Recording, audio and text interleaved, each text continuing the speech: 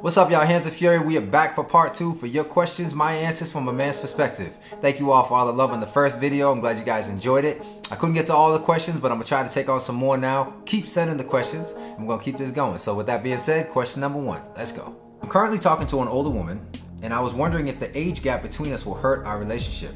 We're about 10 years apart, but share so much happiness together. I have helped her life for the better, as she has done with me. Will this work out in the long term?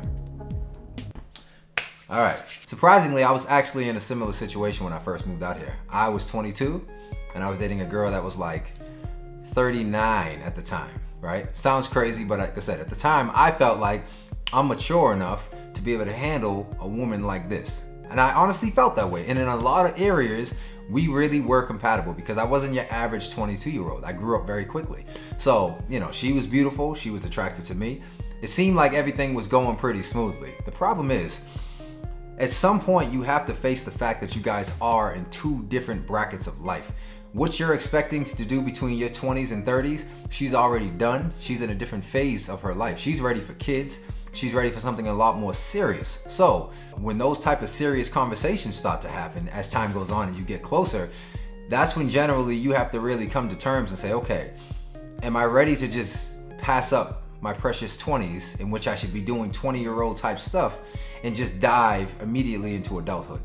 If that's okay with you, let's say you're just not that type of person that really needs to go through that journey, then this could work out for you. In a lot of cases, people do have to go through that, but they're so infatuated and they're so in the moment with this person that they don't even think about the reality of it as to whether that could work. Generally, it doesn't always work out when the gap is that big. And it's not necessarily because you guys don't make each other happy and that you guys aren't a good fit for each other. It's more so the circumstances of life and where you guys are. And that's the part that most people neglect to actually pay attention to when they first get into it with an older woman. So don't waste an older woman's time in her precious years in which she has just playing games with her head if you know you're not really there for the long run. So that's my advice. All right. Can you give advice on dating men in jail? When you're dating a great guy who's doing 4 years, is it okay to cheat sometimes or have fun, get to know new people? Okay. So, just in case this man gets out early on good behavior, I'm gonna just go ahead and put it out there. You should absolutely not cheat on this man. If you really need some solid advice, this is what I'll say. If you feel like you need to cheat on somebody because you're just not getting enough out of that relationship, well then you should just break up with that person. Or you should just communicate with them that maybe you need to have an open relationship until things are able to go back to normal and you can come out. Most people probably aren't gonna be okay with that. Some people are. In those cases, you have to decide whether you want to sit and be unhappy or just break up with that person. But I don't ever condone cheating because I just feel like that's something that's unforgivable. It's very hard to come back from. Now, in regards to your situation specifically, I don't know why he's in jail, what he did to be in jail. So that's up to you to decide, you know, whether you actually appreciate his character as a person.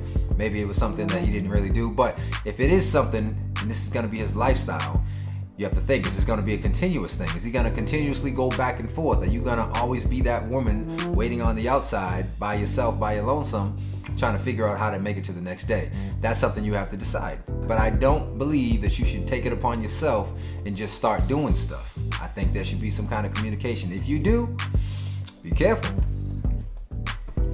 I didn't tell you to do it. Hey brother, I didn't tell her to do it. Next question. Me and my boyfriend have been dating for about 1 year and 4 months, but we are currently on a break. I was the one that wanted the break because I didn't feel loved and cherished every day anymore.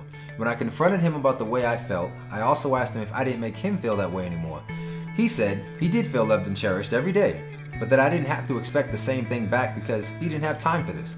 Am I asking for too much, or am I just overreacting? Or is this something that shouldn't be normal?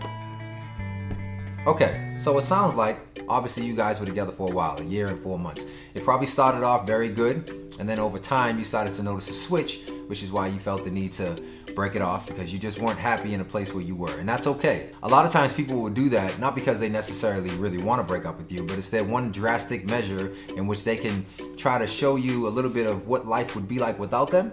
And sometimes it can have that effect in which they're just like, oh man, I gotta get back with her. This is terrible. What was I thinking? What was I doing? Baby, please take me back.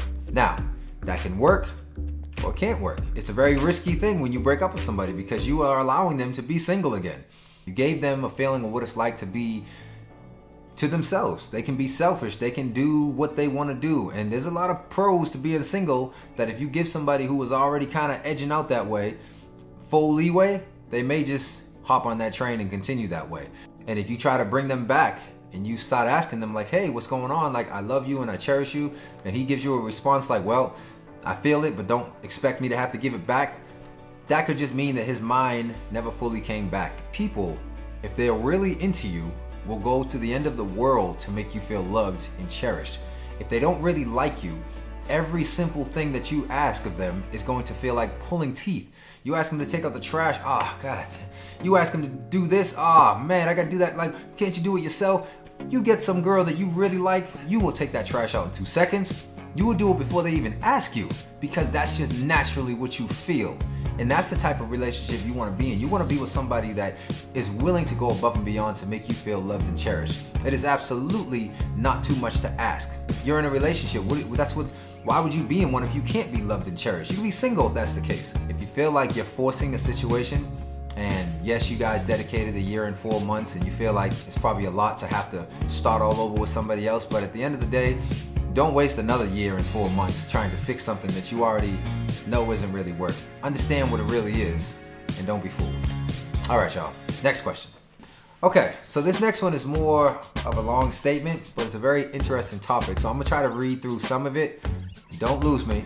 Stay with me, because I want to touch on this afterwards. She says, this can be frustrating. Women like sex too. And I personally am comfortable with myself and my singleness and do not want to rush anything for a title. And if I feel comfortable making the decision to be intimate, then I trust myself to make that choice and explore that with that person. But it seems that a lot of pressure is put on women when it comes to that choice, and worries about if you choose that too soon that you won't be taken as serious anymore. I feel like guys don't deal with that thought as much. It feels unnatural sometimes to wait because you're operating from a place of trying to control the outcome, like title on this relationship or no sex. That feels like a trap and possessive and unnatural to me. Well, this is obviously one of those scenarios where there is no simple answer. There's no right or wrong answer. It's really just what you believe, how you were raised, and how you decide to move. I'll tell you how I feel. These are my thoughts. I do not believe that you can control how somebody is going to like you simply by how long you withhold from giving them sex. It's not how it works, okay? Because if you meet somebody for the first time and you go on a great date, and there's chemistry and there's a connection and you guys are bonding and there's butterflies in the air, and as the night progresses, you guys just so happen to consensually have sex, does that necessarily mean that she is completely out of the running for being somebody that could be a great girl, a great person, and a great girlfriend? No, it shouldn't. We were both a part of it. We both were in it, and it was mutual. I've actually had girlfriends that sprouted from one night stands. Sounds crazy, but we lasted for over 1 year, and the reason we broke up had nothing to do with the fact that she slept with me the first night we met. It had to do with other typical relationship type things. And then I've had girls that I had to wait months and months for, and those didn't work out. The time in which we had sex never determined the fate of our relationship. That just happened to be when she was comfortable having sex. That's what it's really all about. It's when you feel comfortable with that person. Not a specific date trying to determine how much longer you can wait to make this person feel this much more respect for you. That's just not the only place that respect comes from. What's gonna make someone take you seriously is how you treat people, how you treat them, how you make them feel, if you're loyal, if you're trustworthy, if you have a kind heart. Those are the things that are gonna make a guy fall in love with you and stay with you. You can make somebody wait 6 months to 1 year, build up this anticipation of this being the greatest thing ever because you waited so long, and then you finally have sex and it's trash. Now what? You're like, damn, we ain't compatible. Not here at least. You're gonna start getting wandering eyes for other people because you're gonna be like, dang, she's cool, she a good friend and all, but sex is trash. So that's why I just say, at the end of the day, be smart with obviously who you give your body to, but also don't feel like you can control another person's emotions by withholding that sex. But I get it. It is a double standard in this world, and generally a lot of guys will typically say girls that sleep around aren't wifey material. But when you start to get a little older and you get a little bit more mature and grown, you start to realize that sometimes people don't have a year to waste trying to figure out if this is somewhere they want to be just to find out that it's not. Now, by no means am I just encouraging you to give your body up and have sex with just anybody at all. I'm just encouraging you to not be so judgmental on people. We're all human. We all have needs. I believe you should be able to make a conscious decision as to when you want to have sex with somebody without the backlash of being judged any more than a guy would for doing the exact same thing. Alright y'all, that's it. Thank you again for watching this. I hope you stayed to the end. Once again, keep sending these questions and I'm going to keep giving you these answers from a man's perspective. As always, we love you. Hands of Fury. Till next time. Later.